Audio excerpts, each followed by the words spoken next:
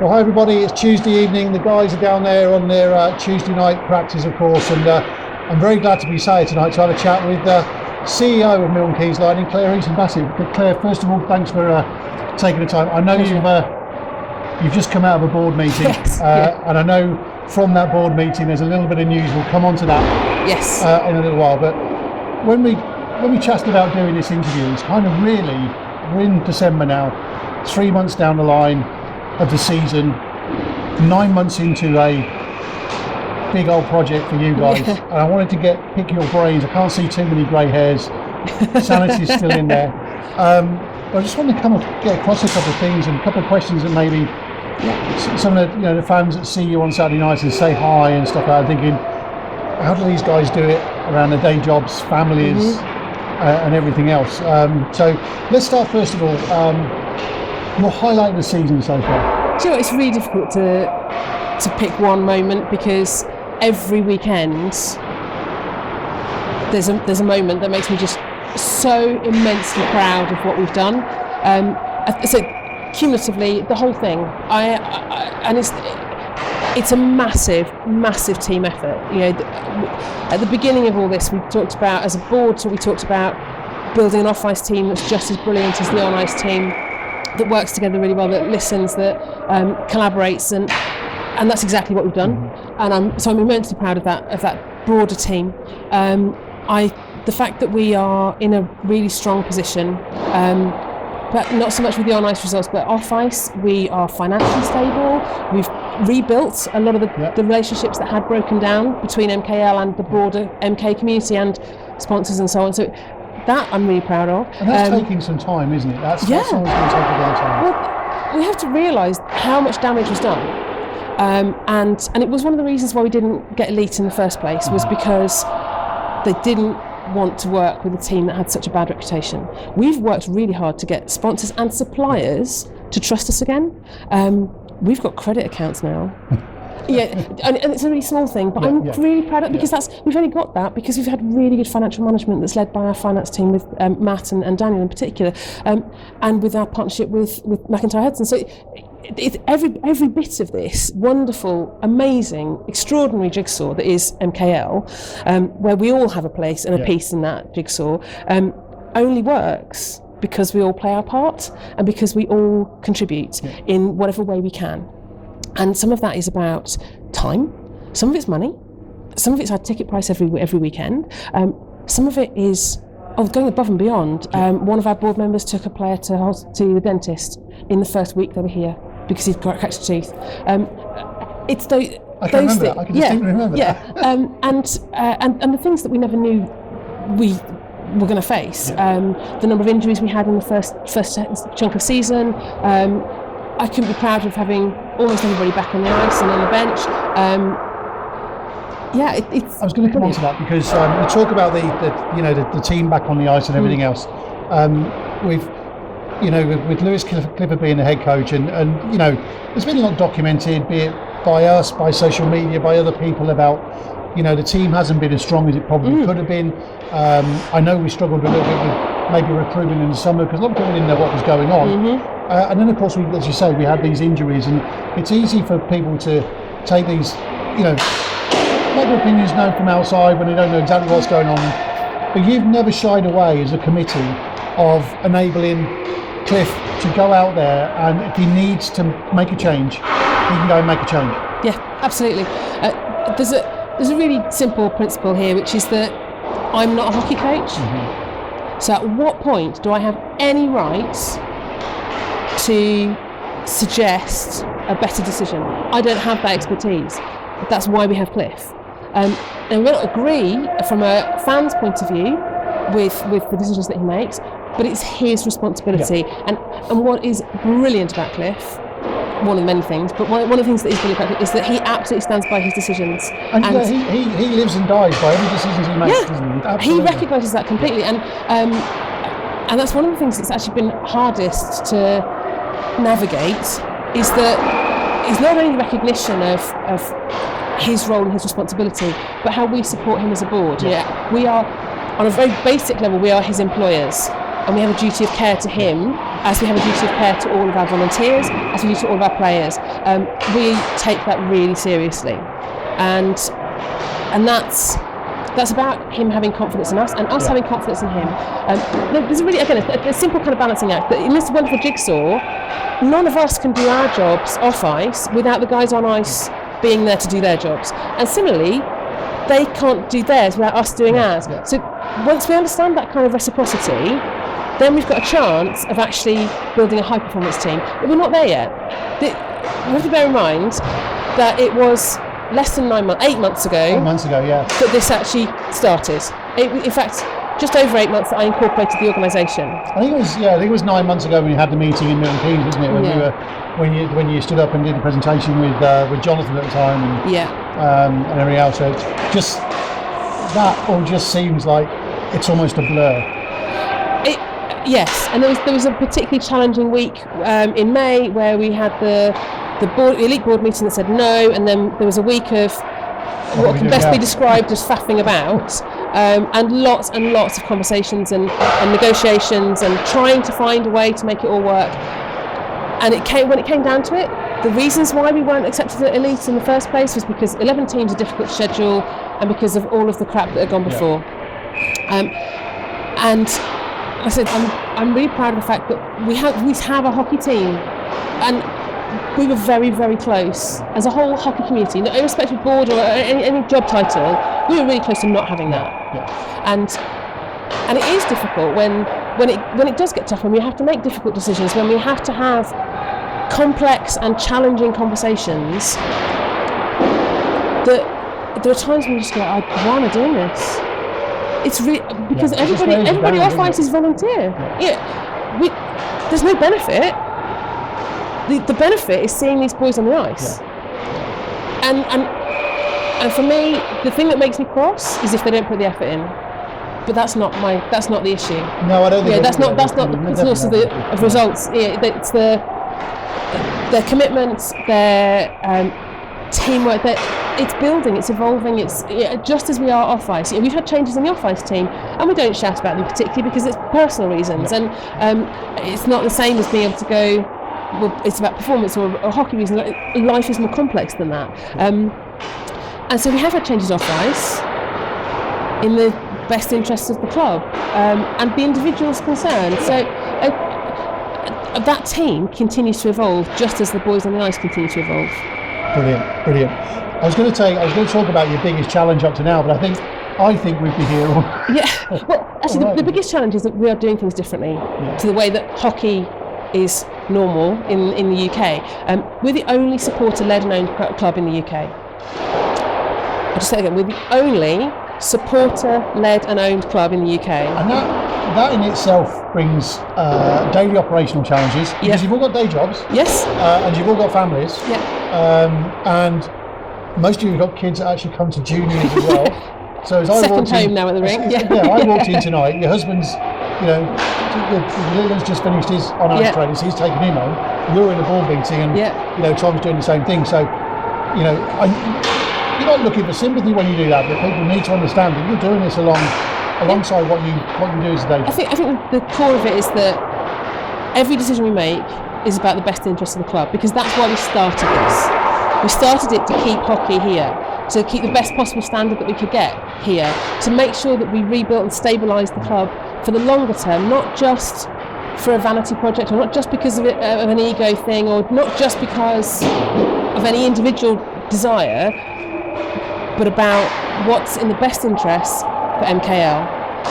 And we've taken that as a core tenet of how we work in everything we do. So the doing things differently is about how we work with our fans, with our supporters, because we are supporters. And maybe people haven't noticed, but every single one of us on the board and the volunteer in the advisor group, we all bought our own season tickets. I actually saw you all up in Block 14 for the away game on Sunday. Yeah. So you all gathered up there. Yeah. So we do that. We don't. It's not about pulling rank. We are supporters first and foremost. But now we wear different hats. in relation to when George comes to do hockey practice, I'm a hockey mum, like everyone else. When I'm in a board meeting, I'm chief exec.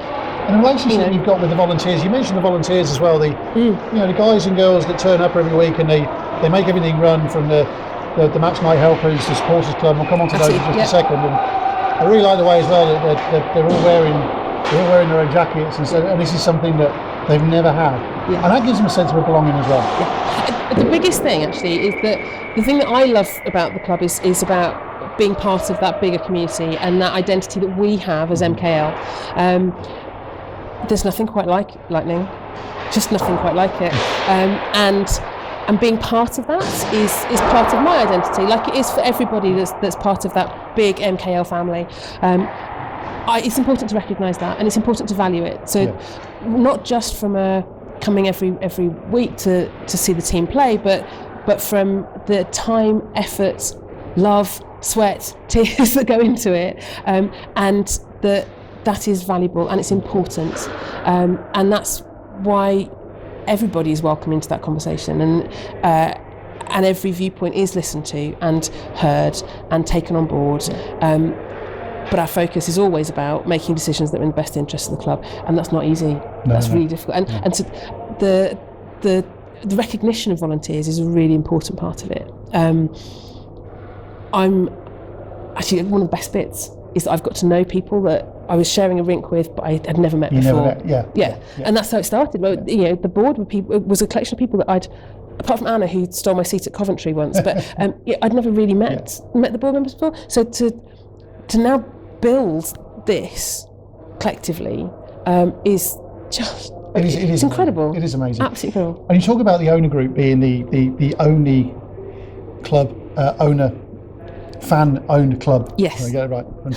You kind of join together. It's almost a perfect storm, isn't it? Because you've then got the backing of what is arguably the best supporters club. Yes. In the country, and I know every club will say they've got the best supporters club, but there are so many things that you can kind of back that up. And Dave, the chairman, and Rebecca, his wife, and everybody on the supporters club committee and the helpers and everything else, they do an absolutely fabulous job. They always have. Absolutely. But again, this season they've just stepped up to the plate yet again. They have, but it's also important to note that it's a two-way relationship. So and there's no taking for granted on either side of that. It's very much collaboration. So when it comes to jersey design, we work together with the recognition that it's our MKL, and that again, that reciprocity thing. Without the supporters club, we can't do our bit, and without us, the supporters club. So we're part of that whole team. Supporters club we have regular meetings with the supporters club anyway, but it's much more about how do we work together, again, for the best interest of the club. How do we keep building this? How do we create opportunities to have fun together, to watch hockey together, to build those relationships and to rebuild some of those relationships. And that's not easy either. That's not something we don't disagree, because we absolutely do at times. Of course, But it's a very trustful relationship and respectful relationship, and that's perhaps something that was missing in previous seasons, where there wasn't that balance in the mix. We're going to have to see. We keep working on that. That's work in progress. It's always going to be work in progress. Yeah. Now, that is the questions I have written down. So we planned a nice short interview for tonight, just to get people to know how things were going. But we do have a bit of news. We do. When we set this interview up last week, we were talking about the questions were in no way edited or anything like that, but we were a little bit reticent to talk about maybe the future, and there's an understanding why. We've had the board meeting tonight, Tuesday night, and I think now you can share some pretty hefty news with the Lightning fan base. Yes, so we will be staying in the National League in next season. This is driven, for clarity, we have been having conversations with the Elite League since May, and that conversation has continued all the way through. So whether that's with the chairman, Tony Smith, whether it's working with Todd Kalman in terms of evolving our business practice, and I've been over to Cardiff a couple of times and to learn from him, because that's that's kind of how we roll. So those conversations have been ongoing. we've made that choice because it is absolutely about the best interest of the club. And this gives the club now, us and the club, a massive opportunity to build some more foundations, and because it's really rebuilding from the foundations up, isn't it? Absolutely, and we, more than that, we want to focus our investment and our time and our effort on building the club. Mm-hmm. So over the next 12 months, there will be increased investment, both in financial terms and in time, with the juniors, with MK Thunder, and potentially with the rec teams, if they want to. Nobody's being forced to do anything. But recognising that we become a better hockey family, a better hockey club by working together.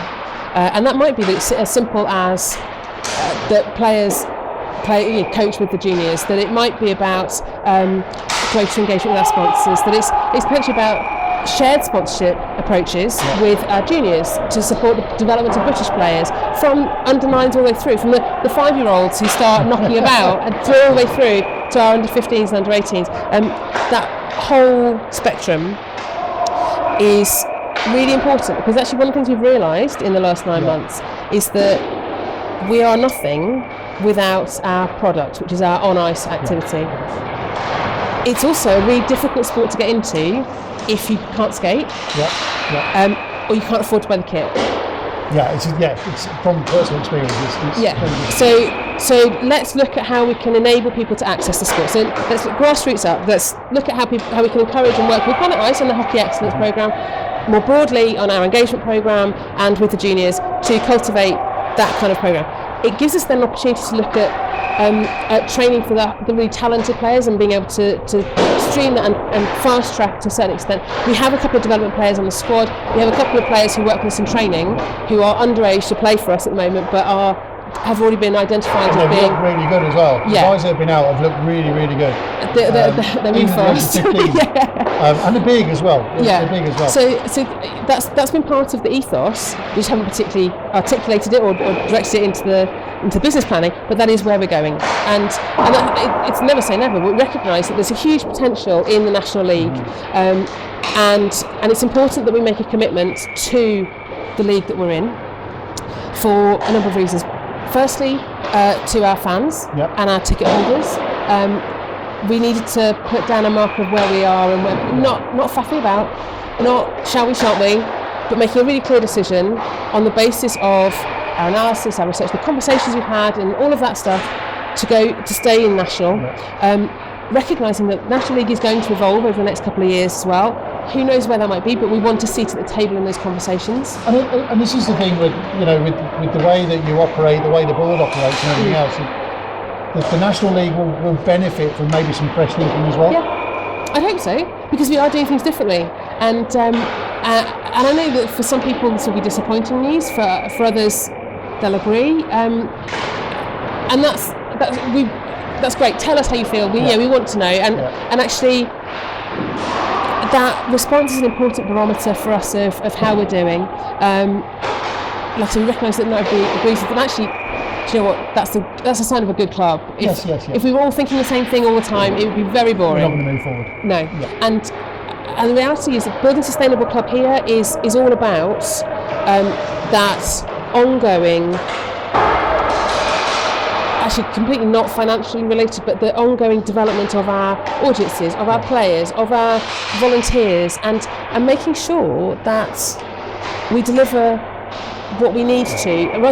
We don't want to take too much risk. I don't want to risk the farm, It's going to be organic growth before financial growth, isn't it? That will come, but the organic growth is, and I think it's maybe something that we've missed in Milton Keynes maybe for a couple of years now. And if you look at the juniors, and we've got some brilliant juniors in the system, and they're starting to come in, but there's that gap, and I think maybe we've suffered a little bit over the last few seasons, and that gap has widened slightly, and I think this will be an opportunity to close that gap. And as you say, not everyone's going to agree with it. A lot of people will agree with it. So that's the decision you make as a club, isn't it? And I say our focus is very much about. Me personally, I'd love to see us elite. Exciting hockey, the kind of players that we get to work with on an international level. I started this working with Tim. I'd love to work with him again. It's never say never, but we're also open to what might happen and making sure we're not burning any bridges here. We are focusing on what's best for the club, as far as we as a board are concerned, and recognising the different balances that we have to make in that. So whether it's about the money, we're really stable at the moment, which is brilliant, and I don't want to knock that. No. Because it's important that we don't put our club in jeopardy again. None of us went into this for a short term, season wonder. Long-term project. And we can't. We don't want to be put in a position where we're having to make crisis-led decisions, because elite is a massive financial risk. We'd worked it through. We'd planned it all out. We know more now, and we know more about the nuances of hockey here, and we want to make sure that we are building on that rather than leaping into something that is potentially going to risk losing our fan base, risk the finances that have been invested in it, risking our strategic relationships, risking our sponsor relationship, and so it is all really about taking advantage of the opportunity to rebuild our club properly and give it some really solid foundations. Fantastic. Well, it's been absolutely fantastic talking to you, and thank you so much for sharing everything with us. I know, sometimes it's difficult to not share stuff, and it's difficult, but sharing that information, and of course that'll be on the website as well and on our social media over the coming days, of course. Don't forget, on Saturday night, it's a small matter of Telford Tigers are in town. 7 o'clock face-off here at the arena. For your tickets, just go to the box office, go on the website and on Facebook as well. We'll see you at 7 o'clock. Thank you so much. Pleasure, Dick. Thanks.